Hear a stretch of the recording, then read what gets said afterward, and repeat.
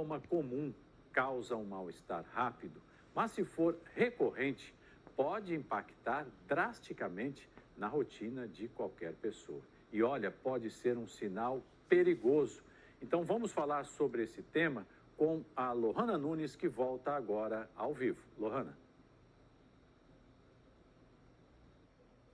Pois é, Mauro, falando de tontura, muita gente até se identifica, né? Porque é uma causa, um sintoma muito comum.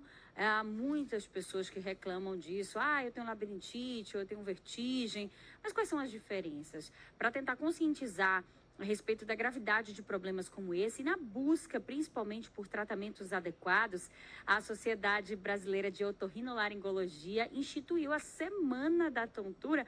A gente vai entender melhor a respeito dessa semana, a respeito também das causas e sintomas com o doutor Anderson Tinô, que está aqui. Ele é otorrinolaringologista. Seja bem-vindo, bom dia. Doutor, em primeiro lugar, explica para a gente sobre essa semana e por que é tão importante, por que foi instituída aí pelo pessoal da otorrinolaringologia, o que tem a ver aí, por que é tão importante falar sobre esses temas? Bom dia mais uma vez. Bom dia, Luana, bom dia a todos. Na verdade, a tontura é um sintoma muito importante, né, na prática médica, e ela está em diferentes situações, né?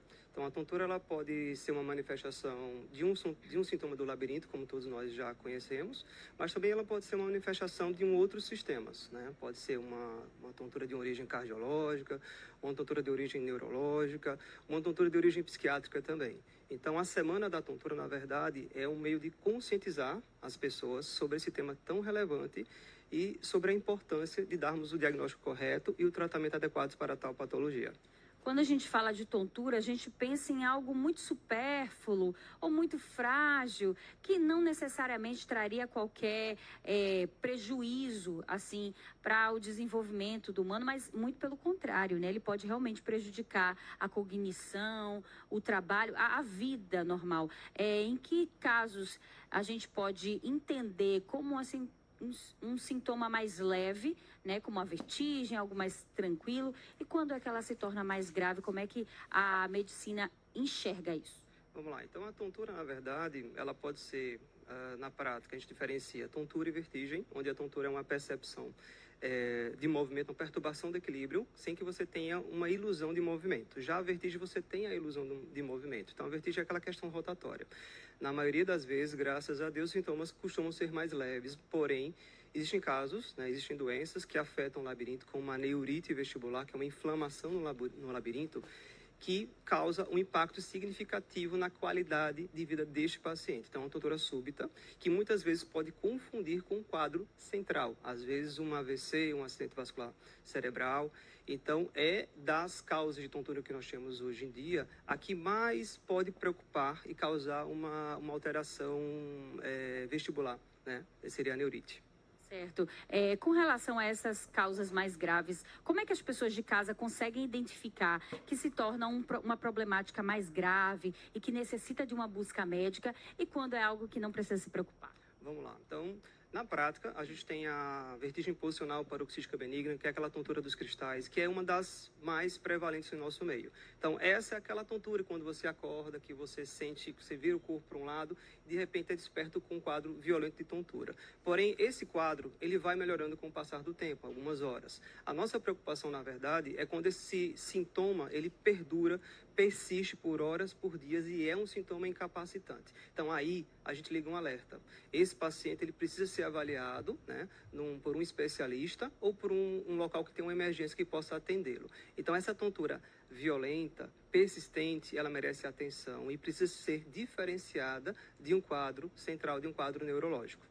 Em sintomas mais leves, em que a pessoa não chega a ser incapacitada, né? Não se sente prejudicada por essas tonturas, mas são recorrentes, ou até a utilização de alguns alimentos e medicações para tentar driblar esses sintomas, podem trazer prejuízo. Quando é que a gente precisa acender um alerta com relação a isso? Vamos lá, a automedicação em nosso meio ela é muito comum. Então, esses sintomas mais leves de tontura, na maioria das vezes o próprio paciente já usa alguma medicação que tem em casa. Porém, é muito importante que se haja recorrência desses sintomas, que um especialista deva ser consultado para que ele identifique, veja as causas desse problema e se de fato é um problema do labirinto ou não. Porque, de repente, esse paciente pode ter alguma coisa cardiológica, né? Uma hipotensão, uma arritmia. Esse paciente pode ter um quadro de uma ansiedade latente, né? Com uma causa psiquiátrica. Então, na verdade, a gente precisa investigar a tontura, né? Para ver qual o diagnóstico diferencial daquele quadro e instituir o tratamento adequado.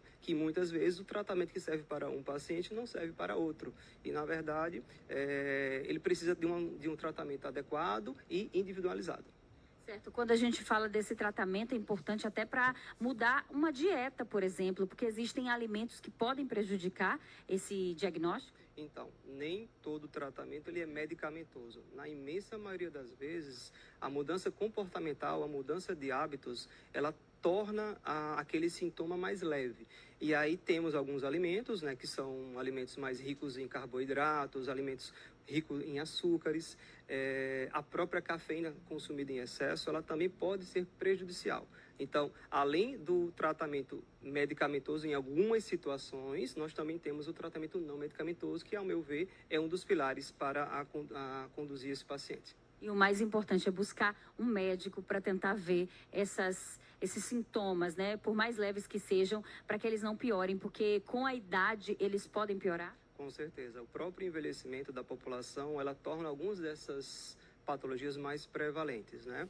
E a importância da gente poder fazer um diagnóstico correto, né? E instituir um tratamento que ele possa minimizar, muitas vezes, os efeitos daquele problema. Às vezes ele pode perceber o sintoma ainda, mas de uma forma adaptada a ele consegue conviver, né? E executar suas tarefas diárias. Perfeito, eu agradeço, viu, doutor, todos os esclarecimentos. Eu acho que é isso, é trazer informação, porque através de informação a gente muda comportamento e, principalmente, a gente pode ir atrás de solução, né, para as diferentes modalidades aí, diferentes opções não, né, as diferentes problemáticas, por assim dizer, relacionadas à nossa saúde, e esse é o mais importante. Mauro, eu volto contigo aí no estúdio.